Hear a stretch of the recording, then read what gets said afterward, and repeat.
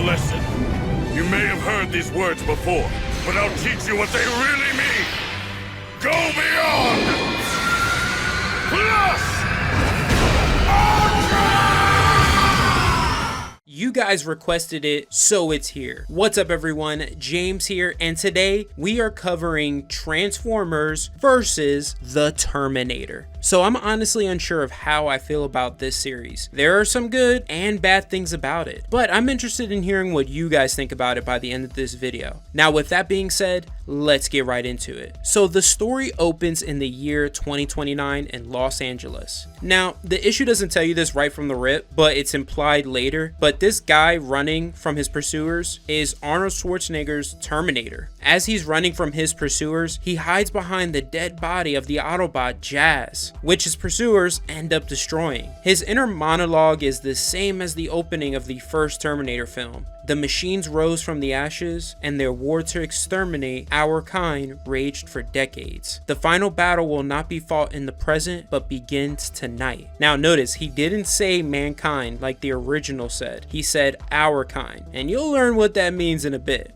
In the meantime, we can see that this world has truly gone to hell as the Terminator looks upon a mass graveyard. One of the most noticeable bots we can see is Bumblebee's mangled body. As the Terminator traverses the ruins, still trying to escape its pursuers, it comes into the crosshairs of a naked T-800. So this is where the big twist of this alternate reality is revealed. Instead of John Connor's resistance group consisting of the last of humanity being the last line of defense against Skynet, it is Skynet itself in that position against the Decepticons. This base is their last stronghold. Now, just like the Skynet of the first Terminator film, which sent an advanced T-800 to kill Sarah Connor before John could be born, the Skynet of this reality is sending their advanced T-800 to prevent the Decepticons from conquering the world. As they prepare to do this, the Decepticons make their move. Skynet's stronghold is attacked by some of the most dangerous Decepticons alive, Starscream with his fellow Seekers and the Insecticons. The base is eventually breached, and Skynet puts up quite a fight, but though they take out a couple of the Insecticons, they are no match for the Seekers. An army of T-800s doesn't slow down the Decepticons not one bit. I really like that Skynet created these giant mechs to go toe-to-toe with the Decepticons, which I found out are called T-8000s. One of them is able to take down one of the Seekers for a time, but is eventually destroyed. And it's kind of disappointing, you know, I would think that it could put up more of a fight. Starscream then notices the advanced T-800 in the time machine, unaware of what's truly going on. He goes to try to stop the T-800 from being sent to the future, but doesn't make it in time. Though Starscream failed to stop it, the Decepticons have successfully ended Skynet's resistance, at least in their future. The T-800 is sent back to 1984, just like in the first Terminator film. And also like the first Terminator is where we meet Sarah Connor working at Big Jeff's restaurant. She accidentally spills coffee on this trucker, and he tries to leave without paying, and she follows him outside because her manager pushed her into it. They get into it, and the trucker tries to punch her, but is stopped by the T-800. He's pulling the trucker's arm behind his back, and the Terminator tells the trucker to give him his clothes. The trucker refuses, pulls out his revolver while saying, "I'll see you in hell," and shoots the Terminator through its hand. And the Terminator repeats back the same thing to the trucker and terminates him. You guys see what I did there? Anyways, Sarah tries to escape, but the Terminator stops her by having her at gunpoint. He asks her for her name and if she knows anything about Mount St. Hilary. After finding out her name and her confirming that she knows where the mountain is, he asks her to navigate him there, and then says the classic Terminator line, "Come with me if you want to live," which honestly doesn't work in this context. And for fun, I'll show you why. Come with me if you want to live. Come with me if you want to live. Now, why that line worked in both of those scenes and not here is because she was getting saved. Here she is, essentially being kidnapped, and he gives her this line. It doesn't work. Sorry to go on a quick tangent, but it just annoyed me because it just feels like lazy writing. While driving to Mount Hilary, Sarah tries to gather information from the T-800, like a name and why he needs to get to the mountain, and the Terminator only reveals that it's a chance to prevent the world's end, and he needs to get to the mountain before it erupts. Sarah doesn't believe him and points out that the mountain has already started erupting. The Terminator turns to her, giving her this creepy smile, and says that he will be initiating the secondary objective, basically the backup plan. He immediately accelerates the truck, barreling through the police roadblock, crashing through detour signs, driving over crushing police vehicles, and almost hits a few police officers. Sarah then tries to wrestle control of the wheel while yelling at the police officers that she's being kidnapped by a psycho German. Now, this is the line I was referring to in the beginning of the issue that implies this is Arnold's Terminator. I mean, now that I think about it, he is also basically wearing the same outfit from Terminator 2 Judgment Day. The best Terminator film, by the way. Anyways, the Terminator misunderstands and takes this as a cue from Sarah that the foothills are a more efficient path. Sarah initially thinks that they're driving straight into the lava until the Terminator corrects her that they're heading towards this colossal starship lodged in the mountainside. Now, this starship is called the Ark, and I like that they drew the same model of the Ark from the original Transformers cartoon. As they get closer to the ship, a probe comes flying out and scans the truck. Now, this probe is called a Sky Spy. It explores the area, collecting data like alt forms for Cybertronians. The Terminator uses the trucker's shotgun to blast it out of the sky, but that ends up being a bad idea because the probe loses altitude and crashes into the truck. Sarah ends up being horrified at the Terminator's face torn apart, its living tissue damage revealing its metal endoskeleton. When Sarah asks the Terminator, what is he? The Terminator reveals its true objective to her, that it's here to protect the most important life on Earth, Skynet, and that it must destroy the machines the probe alerted of their presence. These machines aren't from Earth like him, but invaders. The Terminator drives the truck into one of the ship's openings, and once inside, Sarah asks the Terminator what happens to her, and it basically tells her that she isn't necessary anymore and she's free to go, that she really doesn't change anything. This was very interesting to me because it reveals that John Connor's resistance never happens in any point of the timeline, at least in their timeline. The Terminator then tells her that it was sent back in time to stop these machines, but it wasn't sent back far enough. So the secondary objective is its only option: terminate these Cybertronians. We then see that the Decepticons have awakened, with Megatron standing over the unconscious body of Optimus Prime, ready to deliver the killing blow. And that's where part 1 ends. From there, we head into part 2 of Transformers vs. the Terminator. And I have to be honest, this is where it kind of goes downhill for me just a little bit. So it opens right where we left off, with Megatron standing over Optimus Prime's body with his fusion arm cannon trained on him. But the T-800 with a shotgun blast to Megatron's armor interrupts him. Since the bullets just bounce off Megatron, he laughs off this interruption. And the Terminator then scans the Decepticons for their weak points in their armor. And this bothers me a little bit because you would think that T-800, an advanced cyborg already familiar with the Cybertronians, would have done this beforehand or already be aware of their weak points. But anyways, now armed with the knowledge of the Decepticons' weak points, the Terminator lands one good shot to Megatron's left optic. Megatron then orders Starscream and Soundwave to destroy the intruder. When Soundwave detects another intruder, aka Sarah Connor, Starscream orders him to take her out as he deals with the Terminator. Soundwave ejects Ravage to deal with her. Megatron orders the rest of the Decepticons to revive the rest of their brothers. Though the Terminator is very maneuverable here, dodging attacks from Starscream and Skyward, Soundwave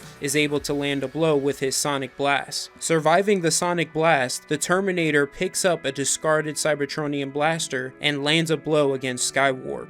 We then see Ravage still pursuing Sarah Connor as she climbs up a nearby cable. Ravage almost takes her out twice, and the chase takes them onto the Teletron's console. Ravage's pounce ends up hitting the computer scanner, and the repair beam ends up landing on Optimus Prime. The one thing I'm having a hard time believing is Soundwave, Skywarp, and Starscream are all still continuing to have a hard time taking out the Terminator. I just really have a hard time believing this. Suddenly, they're all surprised and caught caught off guard by a fully restored Optimus Prime. Ravage leaps on to his back, but Optimus takes him off and uses him as a club to bash Soundwave with. Sarah quickly deduces that two factions are battling. She then aims the repair beam at a bot sharing the same symbol as Optimus. As Optimus is taking on the Decepticons by himself, a few blasts come out of nowhere, hitting Starscream and Soundwave. A fully restored Bumblebee has joined the fight. When it seems like we're going to get an epic clash of Optimus versus Megatron, Megatron orders his Decepticons to fall back.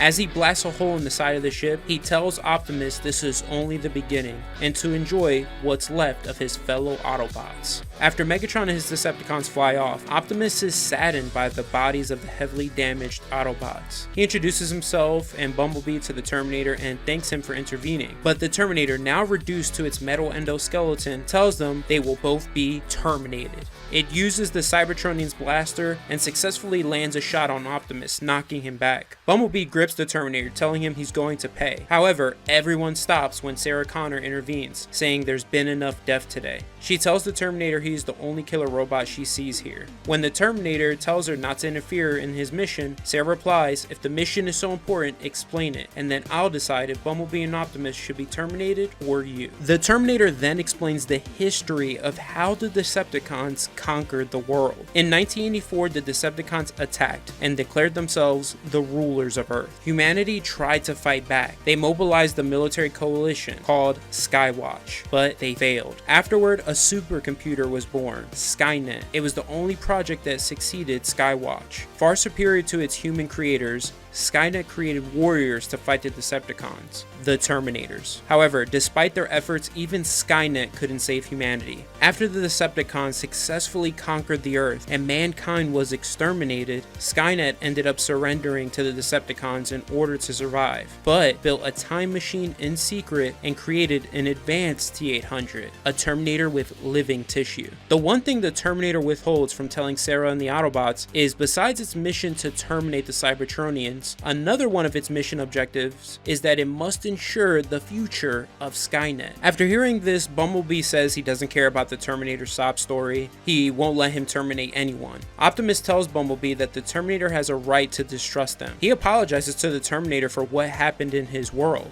Still, he makes it clear the Cybertronians he speaks of aren't the actions of all Cybertronians, but of Megatron and his Decepticon brethren. Optimus says, I fear we did not survive in your world. We are Cybertronians, the Autobots who stand against the Decepticons. Your presence here has changed the future. Together we shall ensure both our people's survival. Then he hits him with the classic line, for freedom is the right of all sentient beings. Sarah is able to get the Terminator to see reason, and he agrees to work together with the Autobots. Optimus thanks Sarah for all she's done and asks for her help reviving the rest of the Autobots. Later, on the western coast of Oregon, the Decepticons have regrouped. Starscream reports to Megatron that the machine that blasted his optic was masquerading as Earth's dominant species. That machines that look like them are all operated by this fragile species. Starscream demonstrates this by killing some nearby surfers. He concludes that the only resistance on Earth that could stand against them are the Autobots and the Terminator. Megatron then asks Bombshell and Refractor if Earth possessed any energon. They both report they found a facility generating the power they seek, a robotics lab, where they believe the machine that damaged him may live. Megatron is excited after hearing this news and thinks that this world will be an easy conquest. Later, we see the Decepticons laying siege to this robotics lab. Megatron says Decepticons attack and destroy. Teach these organics about their new masters. This robotics lab is revealed to be Cyberdyne Systems, the creator of Skynet. And that is the end of Transformers versus the Terminator Part 1 and 2. I told you guys, I'll be back. this story is insane, just full of ridiculousness. And I never thought I would say this, funny action. Oh, I almost forgot.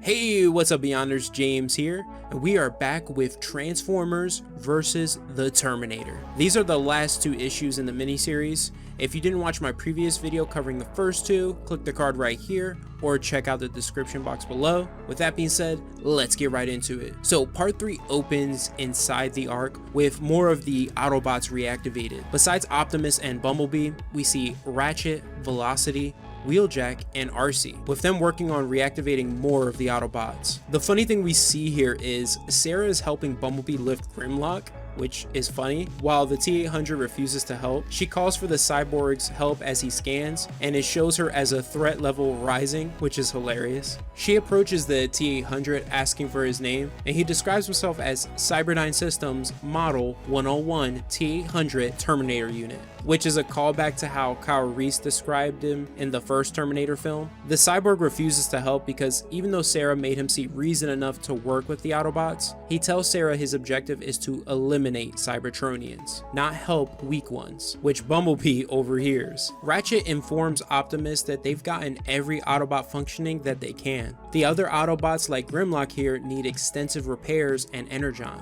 So if any of you were like me, hoping to see Grimlock in action, I hate to break it to you, it won't be happening in this story unfortunately. I think this was done because during the release of this series, he had his own solo miniseries going on called King Grimlock, which I might eventually cover. Let me know in the comments below if you want to see that. We then get the ARC's status from Wheeljack when Optimus asks. He answers that most of the ARC systems are functional except one offline probe, and that's the probe we know that the Terminator destroyed. Also that the ARC won't be flying anytime soon. Even if they did get an influx of energon, because of the damages that Decepticons caused, it wouldn't be possible. However, Optimus is optimistic. I couldn't resist saying that, because they have two of the finest medics and the greatest Cybertronian engineer operational. He orders Wheeljack to locate Megatron and Ratchet to continue repairing the rest of the damaged Autobots. The rest of the team will be divided into 3 teams. He and Velocity will search for any possible energon sources, Bumblebee will take Sarah home, and Arcee and the Terminator will sweep the immediate area for any signs of Decepticon activity. The Terminator tells Arcee he doesn't have any weapons, and Arcee mentions that she can help with that.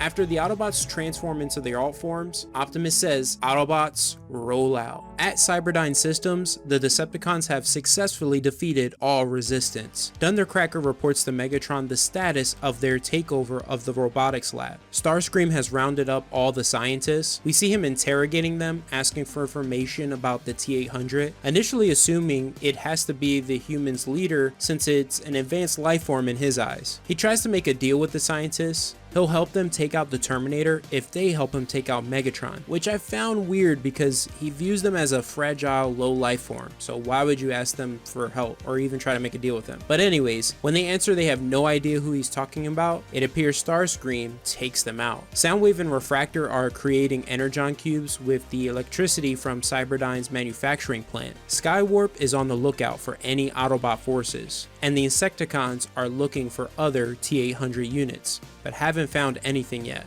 This final detail of the report angers Megatron. He demands they find them. Even though Megatron isn't aware the Terminator unit is from the future and hasn't been created at this point in time, this is a smart move because it's too dangerous to have an enemy who knows a lot about you, and that's what worries Megatron. But he also wants the Terminator to pay for destroying one of his optics, which we see now has been repaired. Speaking of the newly repaired optic, on the west coast of Oregon, following the Decepticons' trail, Optimus and Velocity find a Cybertronian optic casing and the charred remains of the surfers and their dune buggy. This saddens Optimus. He tells Velocity they must stop Megatron to prevent more loss. From there, we go to Bumblebee driving Sarah home after making a stop. Sarah tells Bumblebee that she can't return to her normal life with everything she knows now. When Bumblebee suggests she joins the Autobots because she's proven herself to be a warrior, Sarah responds that she doesn't want her life to be defined by escaping death at the hands of evil robots. I mean, who's gonna tell her?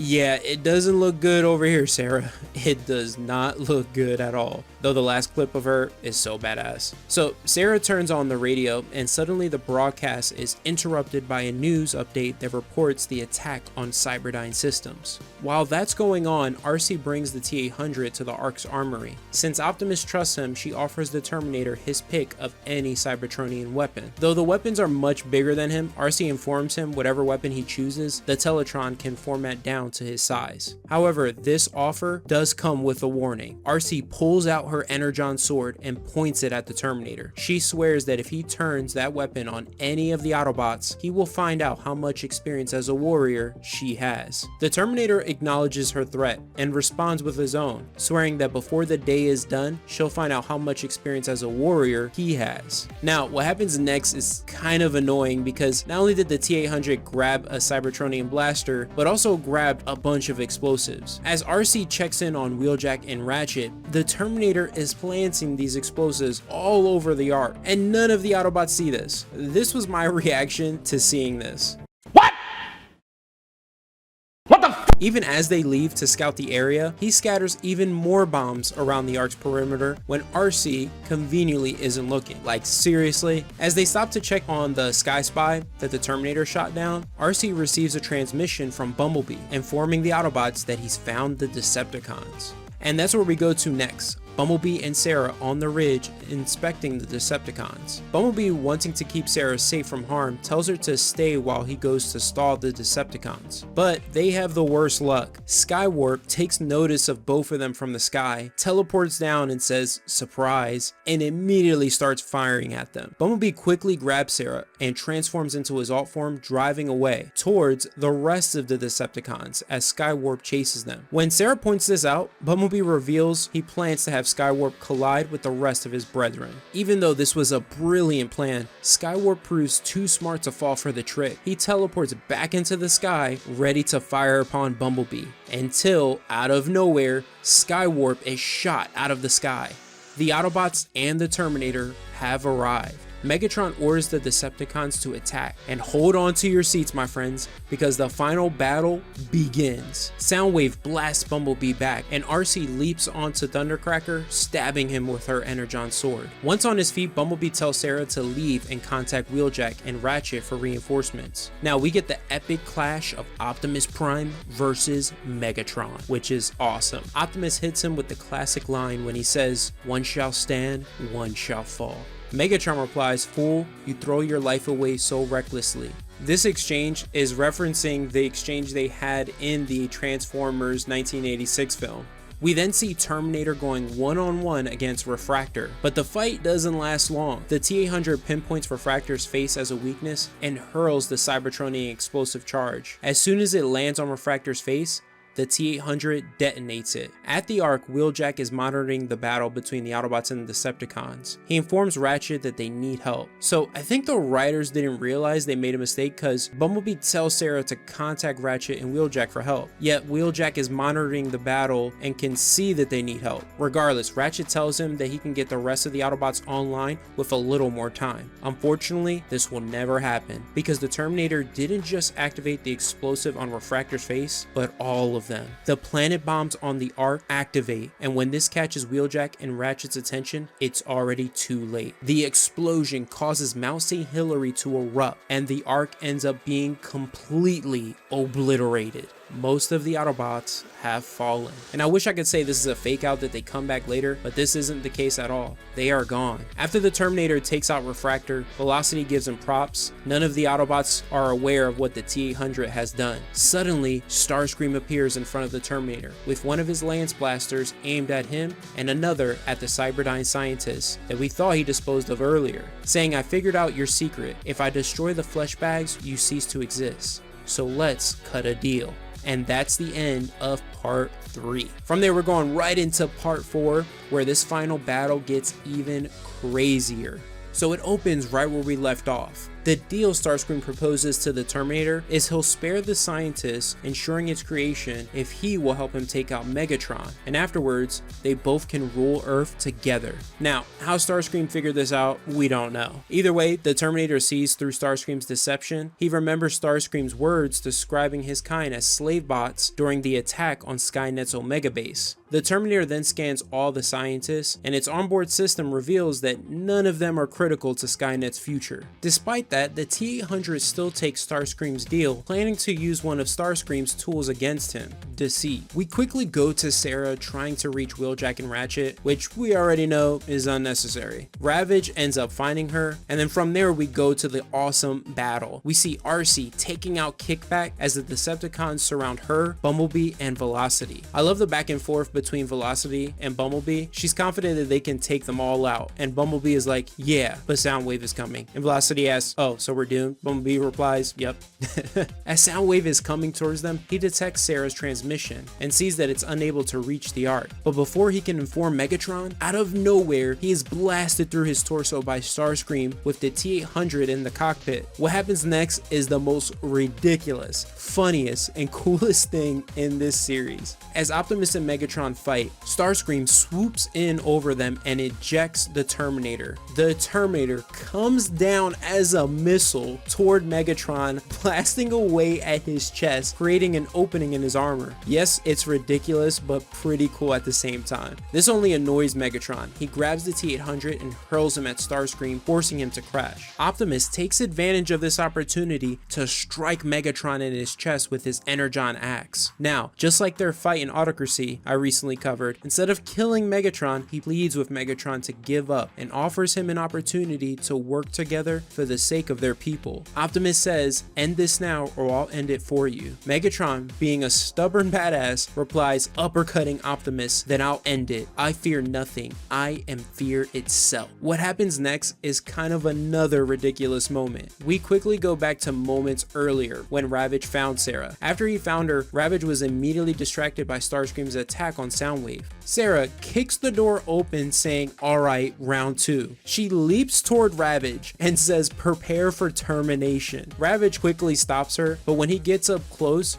she pulls out what seems like a handgun into Ravage's mouth and fires, killing Ravage. Sarah even says, I can't believe that worked. Neither can we, Sarah. Neither can we. Back at the battle, we see Arcee taking out Skywarp and Thundercracker. Even though we saw Skywarp getting blown up at the start of the battle, and moments later we saw Arcee stabbing Thundercracker, I guess we're just supposed to overlook this. Anyways, Velocity and Bumblebee take out the Decepticons by pulling off a high-low move, just like the Wreckers did, but instead of attacking, they just dodge, having the Decepticons take out each other. We go to Sarah trying to pull the Terminator out from underneath an unconscious Starscream. The T-800 purposely pulls itself off from its lower limbs. Now, this action seemed unnecessary to me because seconds later Starscream wakes and transforms. Starscream, seeing the Terminator won't be useful anymore against Megatron, prepares to kill him, revealing that it was always his plan to betray him after they killed Megatron. He assures the T-800 that he'll have the humans make more of him so they can be his slaves. Suddenly, Starscream gets blasted by a heavily damaged Soundwave and ends up fleeing the battle. Soundwave then blames Sarah and the Terminator for causing the downfall of the Decepticons, saying that they both must be terminated. Sarah and the T-800 blast away with their small firearms at Soundwave's open wound, killing him. Yeah, I bet some of you right now are like me when I read this. However, what happens next is kinda cool. So when Bumblebee arrives, Sarah tells him that she couldn't reach the Ark. The Terminator tells Bumblebee that its objective is still incomplete. Cybertronians are still functioning, though there are far fewer. For some reason, Bumblebee overlooked that comment. Bumblebee agrees to help, and the Terminator instructs him to throw him to Velocity. Once he reaches Velocity, he tells her to throw him to Arcee. But just before she does, she mentions that this might be his end, and that she might not be able to fix him. As she's in the process of throwing him, he reveals that she won't have the tools to save anyone. When he gets to Arcee, she commends him for fighting like a true warrior and asks him if he has any last words. Arcee hurls him towards Megatron, and the Terminator answers, freedom is the right of all sentient beings. The T-800 lands in Megatron's chest and blasts his spark, killing the mighty Megatron. After the battle, the surviving Decepticons are taken as prisoners. Optimus praises the Terminator in his inner monologue for ensuring their victory and hope he changed his future, but wonders what the cost was. While loading the prisoners into Optimus's trailer, Bumblebee asks Sarah one more time to join the Autobots, but she declines, explaining that she'll stay and do what she can for the human survivors, and lie to the cops about what happened in order to keep them from ever finding out about the Autobots, but she promises to always keep an eye on them. Later, when the Autobots arrive at Mount St. Hilary, they see that the Ark is gone, nothing left but molten rock. They all finally realize that the Terminator betrayed them. The T-800's words now make sense to Velocity. The Autobots are left broken and lost, having lost their friends and their only way home. When the Insecticons offer to excavate to see if there are any survivors, Optimus tells the Autobots that though it pains him, they should let go of the past, mourn their comrades, and move forward. He urges the Decepticons to do the same, and accepts the Insecticons' offer, but mentions not until it's safe to do so. Since so few Cybertronians are left and Megatron is dead, he proposes a truce between the Autobots and Decepticons, at least until they can find a way back home to Cybertron, and in the meantime, live on Earth in secret, not interfering in the affairs of the humans. Both sides agree, and then weirdly do a group high five while saying, "Till all are one." Optimus looks out at the lake of molten magma. He hopes the Terminator is free in death since he completed his mission and helped them end the Cybertronian war. I find it so weird that the Decepticons and Autobots high-five each other, saying "till all are one," especially since they were just battling to the death and Skywarp a minute ago was boasting about how they deserve to lose their friends. What's also a bit weird is Optimus was so quick to move forward. Out of everyone, I would expect him to be the most devastated. In all honesty though, this is just a consequence of a rushed story. Sometimes writers will have characters act out of character for the story's sake so that it can move forward. Nevertheless, we go to a sort of epilogue here. After some time, we see Sarah walking past Big Jeff's restaurant and into a building next door, revealed to be owned by Skywatch, her new place of employment. We are close to the end, but I forgot to mention this in the last video. For those of you not aware, Skywatch is part of IDW's Transformer continuity. We will meet them again in Spotlight Soundwave once we reach it in our journey of covering IDW's Transformerverse, because Skywatch is a covert government organization that deals with Cybertronians. It is cool how they connected the two in this story. We see Sarah seems to be someone of importance within Skywatch, and she's keeping her promise to the Autobots by using the company's technology to keep watch over them. Now, if you think this story has a happy ending, you'd be wrong, because beneath Jeff's restaurant is Skywatch's secret project, Skynet. We see scientists studying and reverse engineering Megatron's body in order to create an army consisting of HK tanks, airborne drones, Terminators, and T-8000s looking very much like Megatron. It doesn't end there. Skynet goes online and plans to revive Megatron and create the advanced T-800. And that is the end of Transformers versus the Terminator. Yeah, IDW leaves us on yet another cliffhanger. Well, I hope you all enjoyed the video. If you made it to the end, please hit that like button, subscribe to the channel if you are new here, and if you want more Transformers content, check out one of my videos right here. Other than that, have a fantastic day, take care, and always remember every day to transform and go beyond. See you later, Beyonders.